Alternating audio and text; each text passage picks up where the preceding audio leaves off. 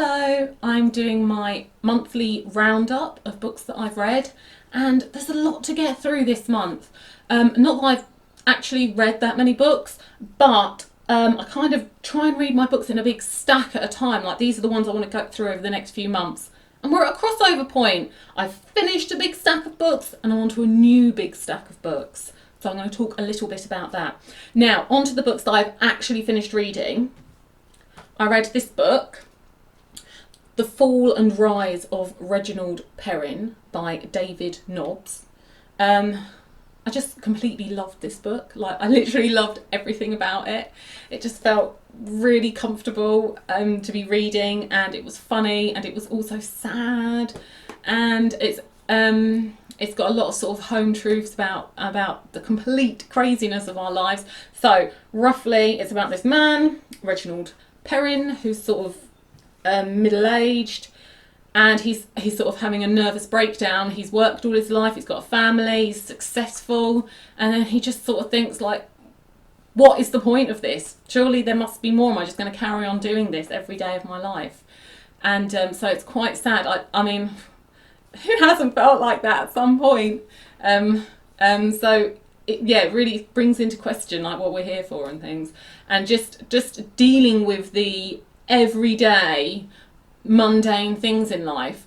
But also, what I think Nobbs does really well is he shows the complete craziness and insanity that is there in our everyday life. I think that's one thing that came out to me in the book, is that it's about Reginald Perrin having a nervous breakdown, but actually everybody in the book is just completely crackers, and it's wonderful because we all know that if you examine people around you too often, they're all crazy. So I really loved that book, and it was, really well written and really nice and enjoyable to read. It was a TV series, like, years and years ago, and I really liked the TV series as well. The book is I think it's a little bit darker in a way, and it has covers more sort of sexual themes in more detail, which were sort of just glossed over a bit in the TV series. What else did I want to say about it? Oh yeah, the other thing I wanted to say about it is that I found this book really hard to get hold of. Like, as you can see, this is a seriously old copy of the book, and I just thought, why? Why has this book not been republished like loads of times? It was a great book, and I mean, it's very dated, but like, Jane Austen is dated. It's not a reason to not read it. So that was that book. Excuse me, I've got a cold. The other book that I have been reading, that I finished reading, was Dumbing Us Down by John Taylor Gatto. And this book was absolutely amazing, explosive. So I actually read this book years ago when I was first looking into homeschooling, and I remember it made me feel really confident in what I was doing and sort of militant, that this is a thing that not only is it a acceptable option that I don't need to feel guilt and whatever about, but actually, this is a good thing to do. This is what we should be doing. Children should be a part of our everyday lives and our everyday society. It's not just about children, it's about the whole of society and the way our society is run, and the fact that we shut children away and we shut old people away, and we live very, very false environments that aren't real, and then also really not healthy. It was an absolutely brilliant book. It was great to reread it from a different perspective. There were things as well where I thought, yeah, I've sort of fallen back under society's thing of things that are acceptable, and it is bullshit. It really is. I mean, I let go of most things, but it's always good to let go a bit more of society's shit. So this was brilliant, and I would recommend this to everybody, not just people who are thinking of homeschooling, or not just people with kids or people who work in schools, but everybody, because it really is about society. Because, I mean, what he's talking about is the fact that the school system, which we're often told, it's failing, it's not reaching what it should be doing. He's saying, no, it's doing exactly what it should be doing. It is making bored, unambitious, uninterested, empowered people. That's what it does. I mean, if you're really kind, you can say that the school system is nothing but it's just childcare. And if you want to be like seriously honest from somebody who has worked in the school system for a long time, you can say no, it's doing a disservice to people, and through that's creating the society that we live in. You know, and he points out very well how you do not need school to be educated, and that many people were well educated before the compulsory school system came along and dumbed them down. So it was a really, really good book. I'd recommend that to like everybody. Brilliant. So they're the two books that I've read and that I've finished. I'm currently reading this book. I'm reading The Unknown Reality, which is a Seth book by Jane Roberts and Robert F. Butts. I have read some Seth books before, and if you want to see the reviews for them, they're on my channel. And Seth book, I mean, they're just like so amazing. Like, my mind is just so blown reading the Seth books. I absolutely adore them. I really love them. So I'm really enjoying that. And yeah, I just love it. And if you have seen the review that I did for The Unknown Reality Volume 1, you'll know that one of my very, very few complaints about the book was that there were so many notes and appendixes and things, you know, and I'm sort of flitting about. I've solved that. Literally, look, 4 bookmarks. 4 bookmarks. I've got a bookmark for where I am in the book and the notes relating to that session, and then for the appendix that we're most recently on, and the notes for that appendix. Solved it. Okay, now I thought I would also just quickly go over the books that I've read, because I usually have sort of a stack of books, and I'll have a picture somewhere. I will try and put it on here, like whether that will work, who knows. These are the books that I kind of want to read over the next however many months it's going to take me to read them. And I've finished that stack. Dumbing Us Down was the last one in that stack. So I thought I'd just do a really quick run over all of them. Okay, so these were the books in that stack. I have to go get them. Right. There's loads of them. I'm not going to be able to bring them all at once. Okay, so which books did I read? Cloud Atlas. That was a fiction. I only had 2 fiction. I don't read a lot of fiction. But this was brilliant. If you're going to read a fiction book, you know, this was a really, really good one to read. Excellently written, great stories, and really sort of made you think as well. So that was really good. And where am I going to put these? I have limited space. Let's put that one there. Okay, other books I read. Tragedy and Hope, the absolute whopper of a book. I'm not sure. I think this is the longest book I've read. I know that's a bit sad. I'm like, it's the longest book. But I think it's either this one or Ulysses. I hope it's this one, because Ulysses I didn't really enjoy. So it'd be nice if it was a book that I enjoyed, that I put so much time and effort into. This book was really, really good. It's just like gives you a really comprehensive history of the last sort of 100, 150 years. And this period of, I think probably is the end of the civilization. He wasn't sure in the book. He was like, can we save it? Can we save the Western civilization? I mean, I think the answer's in now. You might necessarily agree with his point of view, but it's very good to understand the situation and the problems that the poor farmers have had trying to farm all the humans.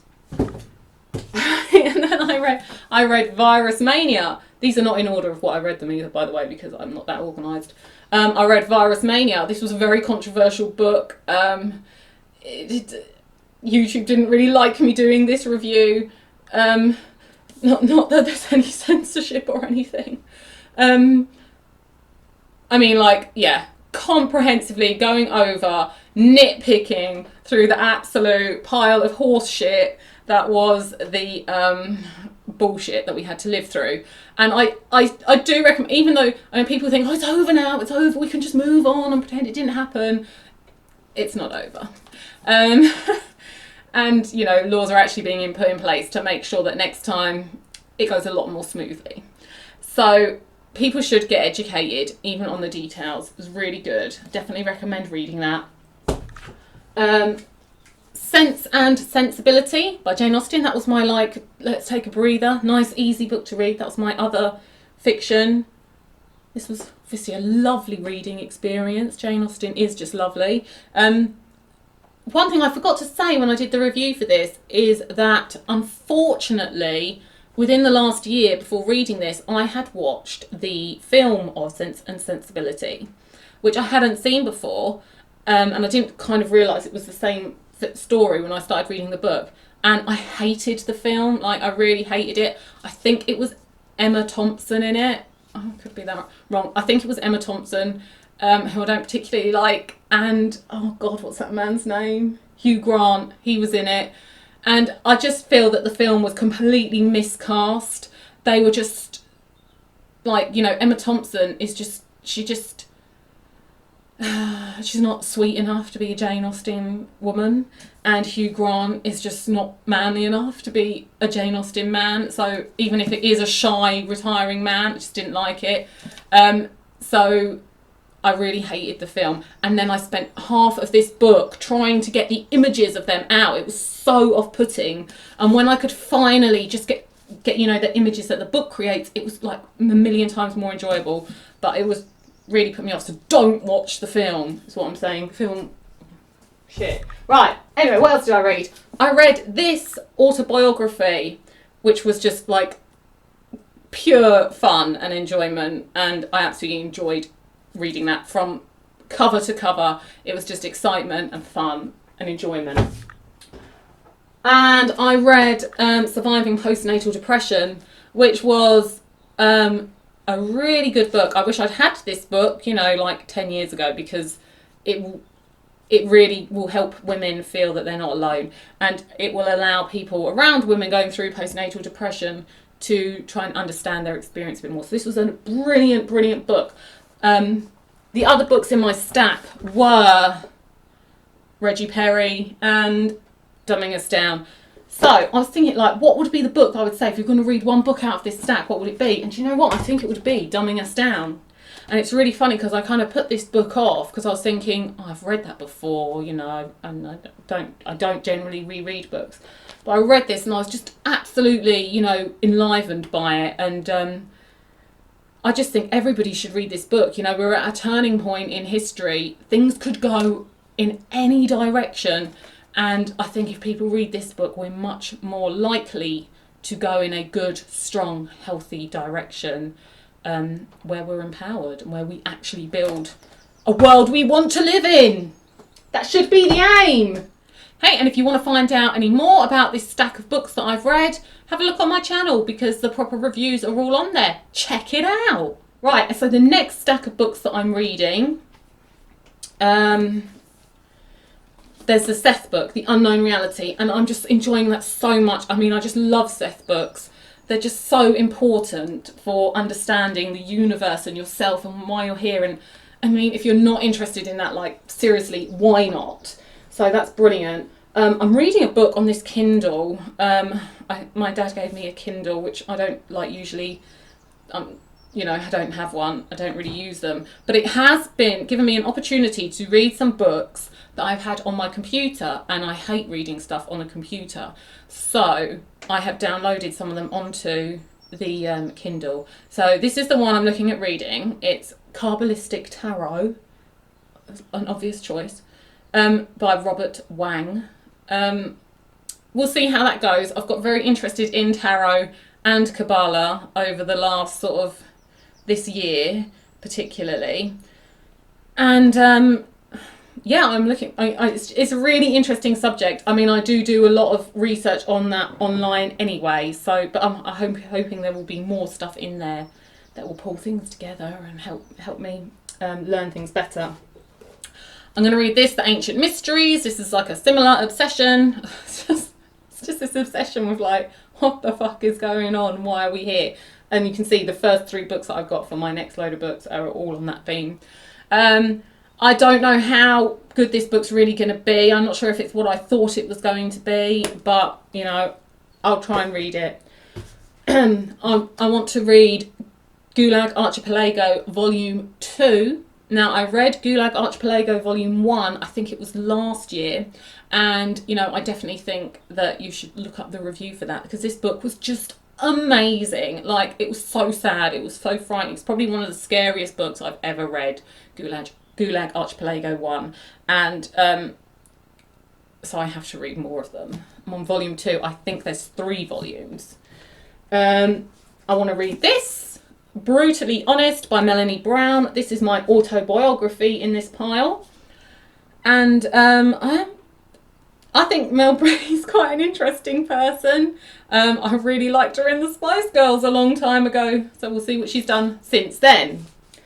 And then I've got a couple of sort of older books that I wanted to have a look at. We've got Robinson Crusoe by Daniel Defoe. That's my kind of... what's the word? I can't even think of the word. Like, you know, proper book type thing. That thing. That's that for that. And I've got The Picture of Dorian Gray by Oscar Wilde. That should be good. I've read Oscar Wilde's plays. Obviously, he's an amazing writer. So we'll see how that goes. And I'm going to read this, Nutrition and Physical Degeneration by Weston Price. When I was looking into fat and diet and carbs and all that stuff, this Weston Price name kept coming up again and again, and people are like, this book is really, it like looks at different groups of people around the world and their diet and how it's affected their health. So that should be really interesting. I am looking forward to that. Okay, so they're the books that I want to read over the coming months. Let me know if you've read any of them and what you think of them. Let's interact. Okay, I was going to tell you a little bit about my own book that I have recently published. This is a proof of it. I haven't got the new copy of it because I've literally only just finished it very recently. You can buy that on Amazon if you really want to. It's called The Fourth Quarter and it's by me, Lydia Smith. I might talk about that a little bit more next time. I feel like we've done enough at the moment. So, I'll see you next month when I'll hopefully have, I don't even know if I would have finished this Seth book because they're just so, like, make you think, you know, you're meant to be reading it and then you find you're just staring into space thinking about it. So it's not quick progress. So I might not even have a book finished next month, in which case you'll hear loads about my book. Okay. That's it. Thank you for listening. Thank you.